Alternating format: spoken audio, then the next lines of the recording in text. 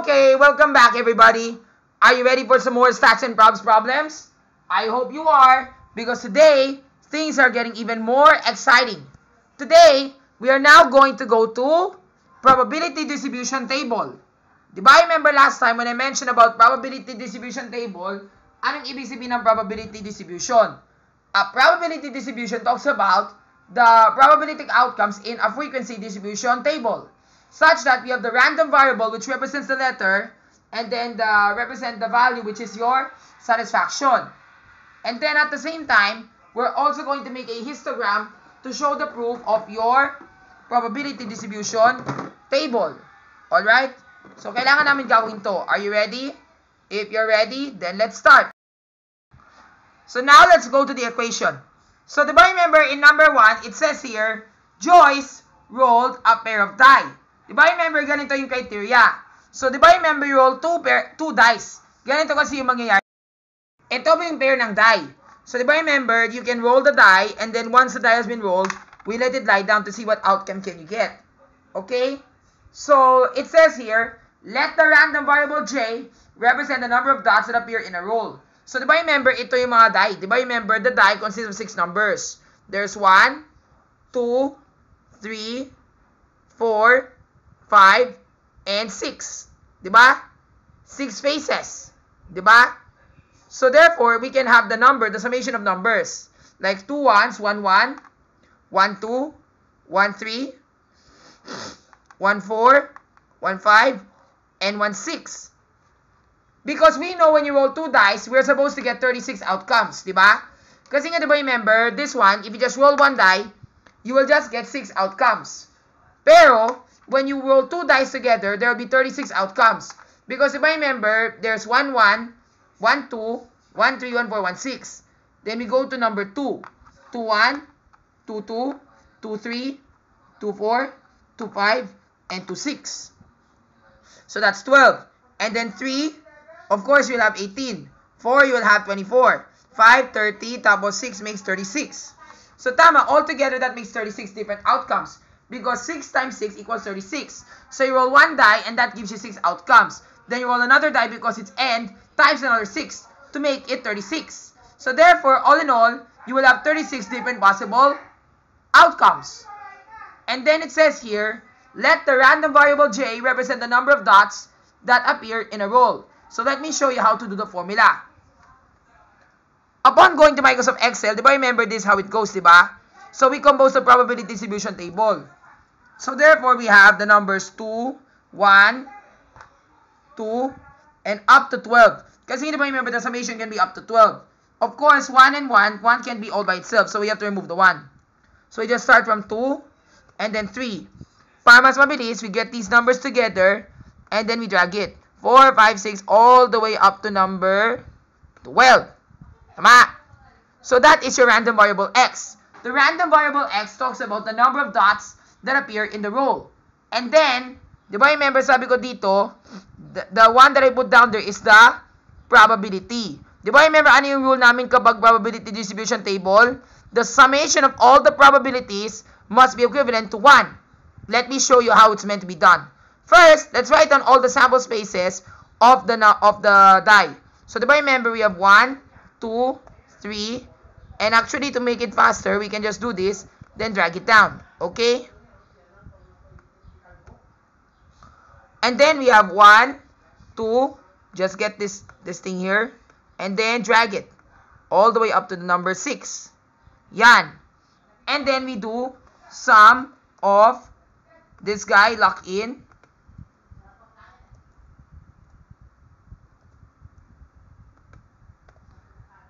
And then this guy, lock in. Put a $sign to lock it up. Okay?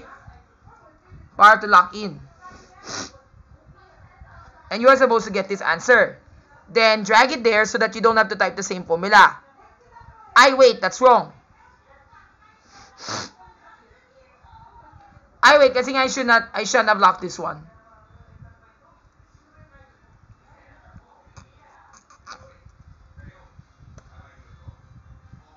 Wait lang ah. Gets ko na. So therefore, it's like this.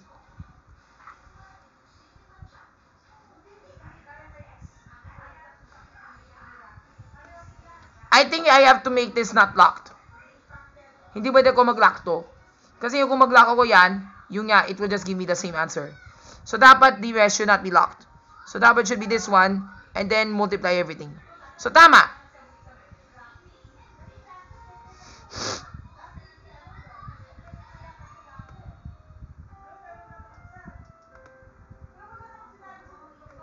And then this one, we have to lock in.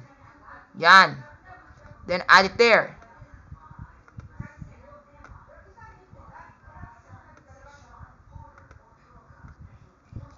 Then drag in. Now, here's the formula. Di ba remember we already have this one? This is already the sample space. So, ito na yung mga sample spaces namin of the summation of the dice. So, we get 2 ones. It's right here. 2 ones will lead you to get 2. The summation of 2, which you see here. If you get 1, 1, and 1, 3, let's say, for example, it will look like this. Let's say, for example, you roll a die. Then it lands here. Oh, sorry. 1 and a 5. So that will be here, 1 and 5, and 5 and 1. So the answer is 6. Now, let's list down all the possible outcomes. We know in general, we're supposed to have 36. So to do this, you put their count, and then click on the items here, and we're supposed to get the sample space, which is 36. Which is the sample space. Now, all we have to do is to do this. To input that in our probability distribution table, we must do it this way. So therefore, this will be the formula, count if the range, choose the range you want. Don't forget to lock, kasi nga we need to lock everything up. Lock, lock, lock. It's always important to put dollar sign so that it will not, slide to the next. And then the criteria, which is, the number 2. Diba? How many 2s are there? Isa lang. And don't forget, if we slide this up all together, we should get this answer, diba? So we slide. Diba, remember nag-slide tayo? So we don't type the same formula again and again. And when we slide that, we should get this. So yan. So 1, because there's 1 and 1, diba? 2. 2 3s, diba? Where are the 3s here? 1, 2, diba? 3 4s. 4 5s. Parang siyang going down. 5 6s. 1, 2, 3, 4, 5, 6. And then 7s. 4, 5 7s. 1, 2, 3, 4, 5, 6. 6 7s, diba? And then 5 8s, diba? 1, 2, 3, 4, 5. Then 4 9s. Then 3 10s, 2 11s, and 1 12.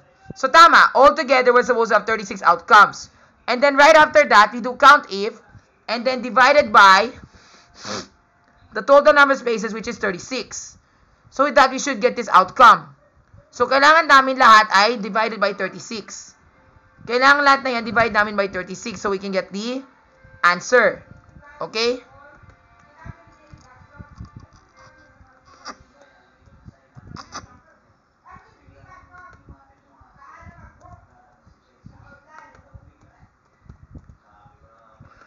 Because this is your sample space. The number 36 refers to your sample space, okay? Sample space na yan. Okay? And then, right after that, this is the next thing that you're going to do. Now, all you have to do is to put their total. Be sure that the summation of all the probabilities must equal 1. If it equals 1, diba, remember, if you want to get the total, you press equal, then sum. Then, add up all the probabilities together. Kailangan namin i-add up na lahat yung mga probabilities. And if you answer that, you get this one. Therefore, it is a probability distribution. Is it? Yes. So, therefore, this is a probability distribution table. So, that is already correct. Now, the next thing we need to do is to solve for the mean.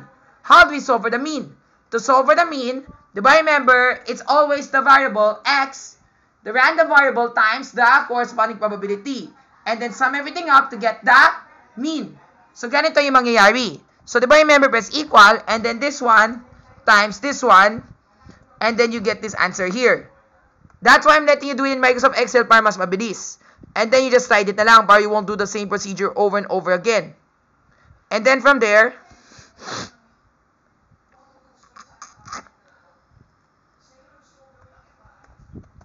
we sum everything up so that we can get the mean. So, mean namin isa-sum na lahat. Okay? And the mean that you get is this one. The mean number of dots is 7. 7? Paano naging 7 yan? So, therefore, the average number of dots that will come in a die roll, when you roll, when you roll 2 pairs of die, and the mean that you will get is 7. Just like what we expect an average, the mean is 7, and the median is 7. Now, the next step is to get the variance. Diba, remember solution for how you get the variance, there are 3 steps. This is step 1 on how you can get the variance. Diba, the step 1 on how to get the variance is the random, let me write it for you. Okay, so diba remember ang mean ay x times p of x. And then, sum of all. Diba? And then after that, we have variance. Diba remember sa variance, you have 3 steps. The first step is, diba remember, step 1 is this one. Diba remember, x, random variable x minus the mean. Diba remember, we call that the mu. And then step 2, whatever answer you get here, you're gonna have to square it. And then step number 3, after doing these 2 steps, kailangan mo mamultiply sa p of x. And then sum of all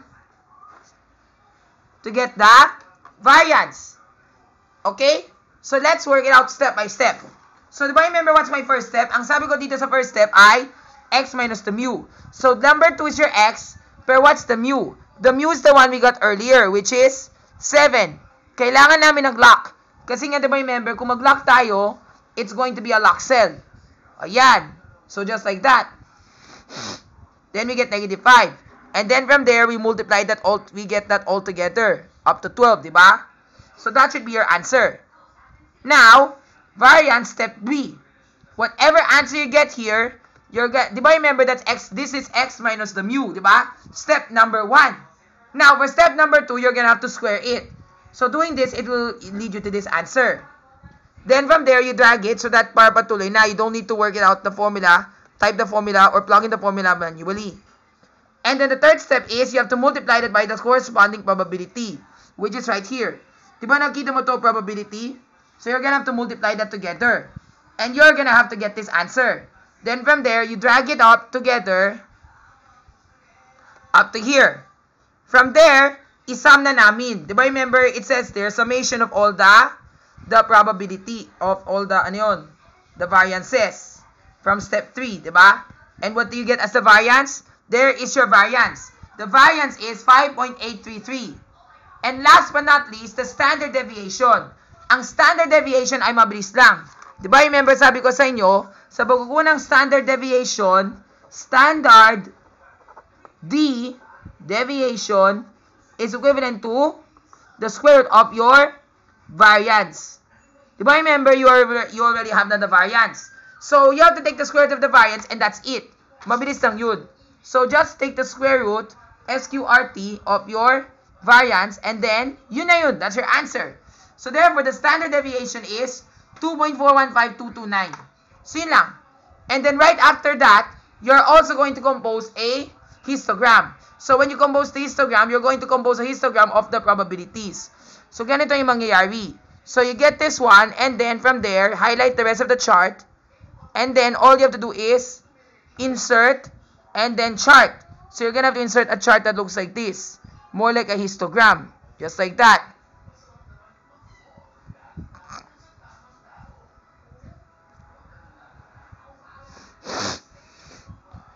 Ay, wait, that's not it. Kasi po, that's not exactly the, yun.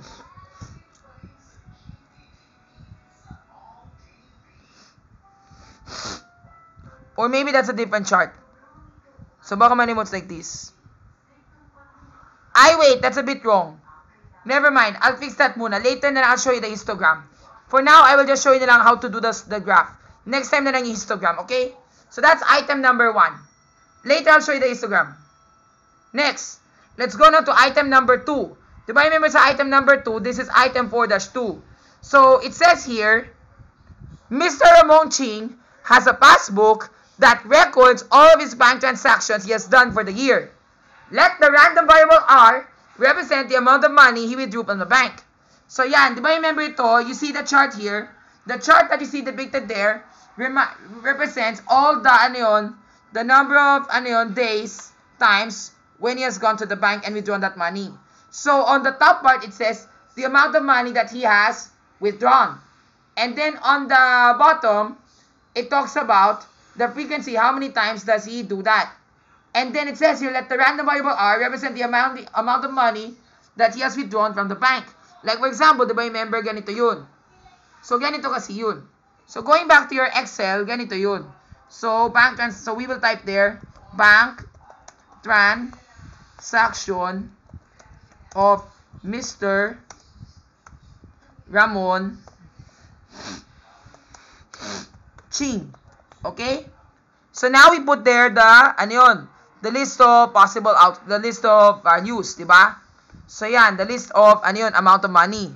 So 500, 1,200. So 500 pesos, 1,000 pesos, 1,500, 2,000. Meron pa ba?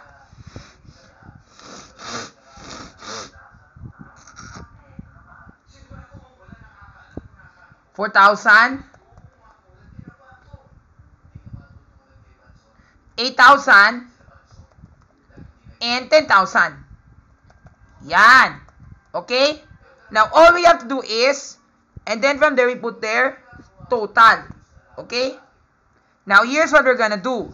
Diba remember here, it talks about the number of times he has gone to the bank and withdrawn 500 pesos. So, the number that you see here, diba remember sabi ko dito, the number that you see on the top part, that is the amount of money being withdrawn.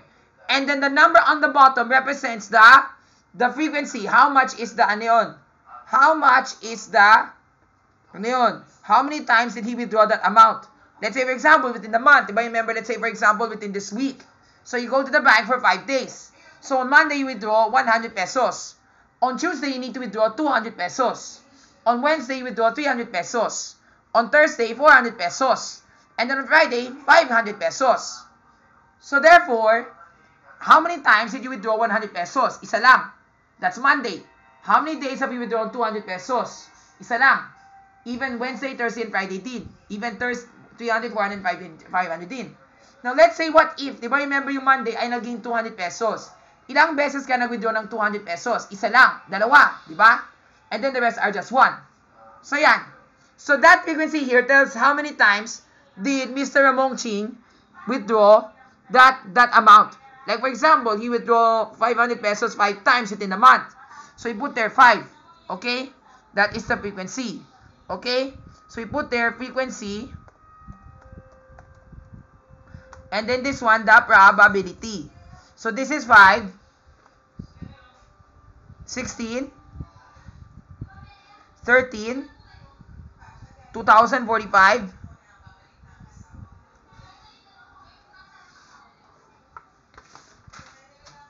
and then we have 9 for 4,000, and then 8,000 we have 10 times, and then 2.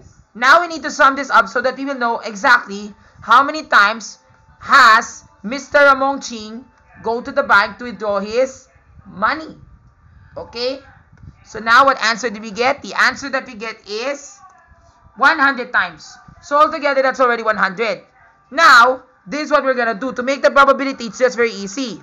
Just get the frequency divided by the total. Mabilis lang yun. Diba? Remember, just like basic statistics. So yun. And then you will get this answer. Then, para mas mabilis, you can click on this minor box here, then drag so you can get the outcome.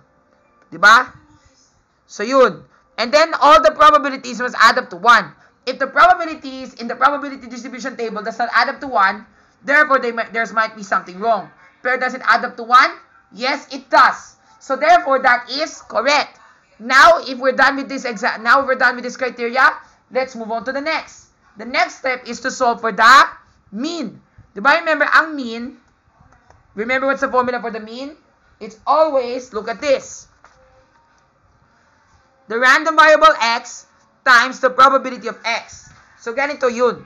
Diba remember normally I will let you do multiplying, diba? You will get the two cells together. Pero what you're going to do is this. you're gonna have to get this heading 500, then times the probability of this one.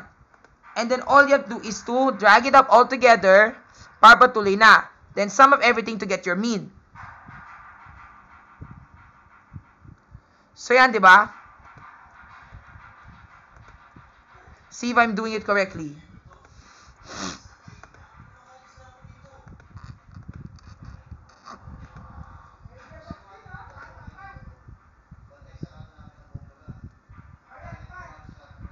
And this one, you have to sum.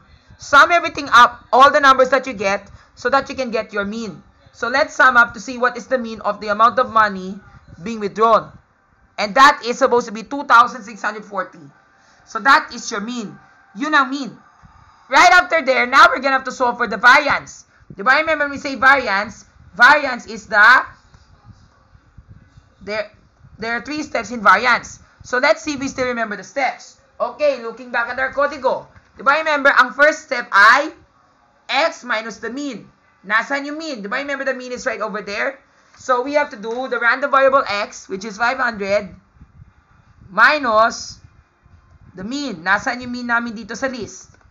Yan, the mean of 2,640. Kailangan tayo may nag-lock tayo ng dollar sign. We put dollar sign and then lock. Okay? And we're supposed to get this answer. Then we move that, then we click on the minor box, then we bring it up to the place where. So yan. It should look like this. Then right after that, the second step is to square that answer. If I remember, I wrote here, step 2, x minus mean, whatever answer you get there, square it. So this one, you're gonna have to square. Carat 2. Diba remember, you see the carat? It's right here, diba?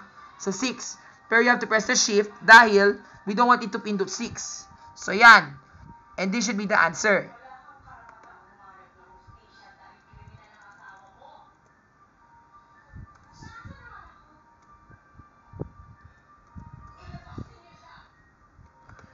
Then we bring this up to the last.